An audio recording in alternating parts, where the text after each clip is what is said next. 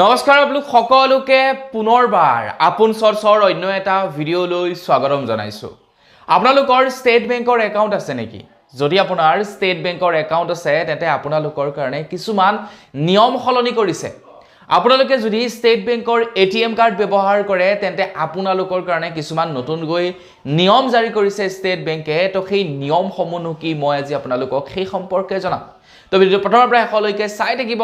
মই শিল্পাঞ্জি গগৈ, আপোনালোকে চাই আছে আপোন চৰ্চ। আহক আৰম্ভ কৰোঁ আজিৰ ভিডিঅ'। যিসকলৰ ষ্টেট বেংকত চেলেৰী একাউণ্ট আছে তেওঁলোকে এতিয়াৰে পৰা ষ্টেট বেংকত 10টা ফ্ৰী ট্ৰানজেকশ্যন কৰিব পাৰিব।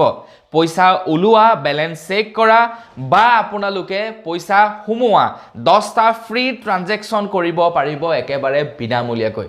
যিসকলৰ ষ্টেট বেংকৰ চেলেৰী একাউণ্ট আছে, বেলেগৰ কাৰণে ইমান লিমিট নহয়, কিন্তু যিসকলৰ চেলেৰী একাউণ্ট আছে তেওঁলোককহে 10টা ফ্ৰী ট্ৰানজেকশ্যন আগবঢ়াইছে ষ্টেট বেংকৰ ফালৰ পৰা। তো আপোনালোক যদি সৰ্বসাধাৰণ মানুহ, আপোনালোকৰ চাকৰি নাই, তেন্তে আপোনালোকৰ ষ্টেট বেংকত নিশ্চয় চাগে চেলেৰী একাউণ্ট নাই।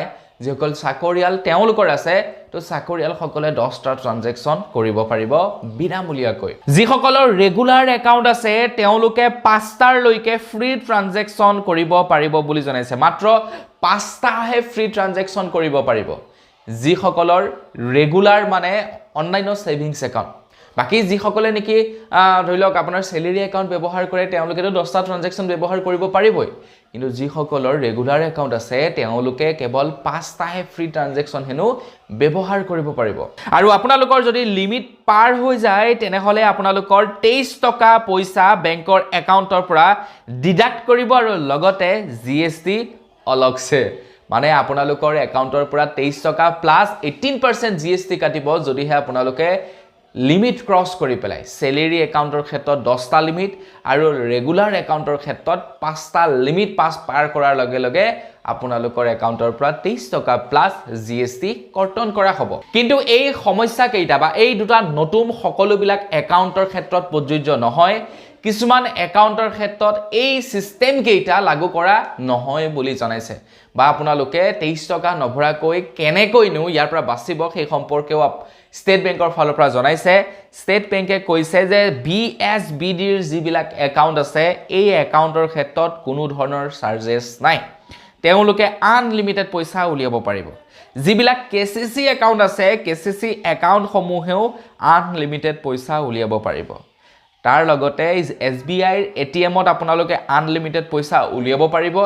SBI ATMৰ বাহিৰত পইচা উলিয়াবলৈ গ'লেহে আপোনালোকে পইচা বা আপোনালোকে মানে ভৰিব লাগিব 23 টকা প্লাছ GST। আৰু লগতে আপোনালোকে যদি কাৰ্ডলেছ ট্ৰানজেকশ্যন কৰে, মানে য়োনোৰ জৰিয়তে যদি কেছ উলিয়ায়, তেনেহ'লে আনলিমিটেড পইচা উলিয়াব পাৰিব বুলি জনাইছে। মানে চবৰে 23 টকা দিবলৈ মন নাযায় দিয়কচোন এবাৰ ট্ৰানজেকশ্যন কৰিলে। মানে আপোনালোকে বেলেঞ্চ চেক কৰিলেও কাটিব, আপোনালোকে পইচা যেনিবা মাৰিছিলে ওলাই নাহিলে তেতিয়াও কাটিব, পইচা ভৰালেও কাটিব, চব টাইমতে কাটিব। কিন্তু এই পদ্ধতিকেইটা ব্যৱহাৰ কৰিলে আপোনালোকৰ একাউণ্টৰ পৰা পইচা নাকাটে বুলি কৈছে। তো আপোনালোকৰ কোন বেংকত একাউণ্ট আছে কমেণ্ট ছেকশ্যনত জনাব। তো মনত ৰাখিব, আপোনালোকে ষ্টেট বেংকৰ একাউণ্ট ব্যৱহাৰ কৰোঁতে সাৱধান হ'ব, নহ'লে কিন্তু আপোনালোকৰ একাউণ্টৰ পৰা পইচা কাটিয়ে থাকিব।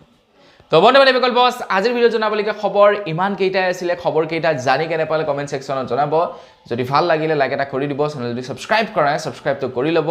পুনৰ এটা ভিডিঅ' লগ পোৱাৰ আশা লৈ বিদায় মাগিছোঁ। ধন্যবাদ। জয় অসম।